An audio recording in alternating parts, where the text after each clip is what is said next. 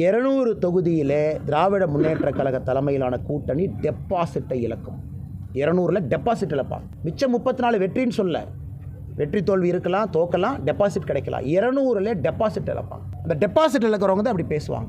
எனக்கு 200 சொல்லிட்டாங்க, நான் ஈரோடு களத்தை பார்த்தேன், ஈரோடை பார்த்தோன்னே 205ன்னு தோணுது.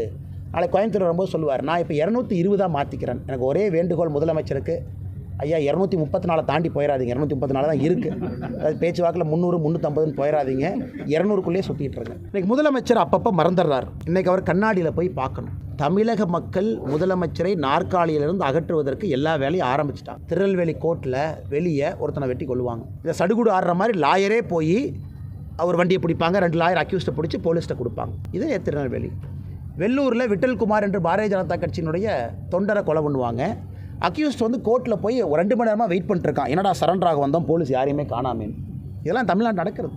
அக்யூஸ்ட் சரவணபவன் ஹோட்டலில் போய் டீ சாப்பிட்ற மாதிரி அங்கங்கே போயிட்டுருக்கான். இதெல்லாம் முதலமைச்சர் கண்ணுக்கு தெரியாதா? தமிழ்நாட்டில் சட்டம் ஒழுங்கு, லஞ்ச லாவண்யம் முதலமைச்சர் கண்ணுக்கு தெரியாதா? இன்றைக்கி பாராளுமன்றத்தில் இன்றைக்கி முதலமைச்சர் அவர்கள் நன்றாக புரிந்து கொள்ள வேண்டும். ஒரே நாடு ஒரே தேர்தல். எப்படி தமிழக மக்களுக்கு அது எதிரி? எப்படி அரசியலமைப்பு சட்டத்துக்கு எதிரி?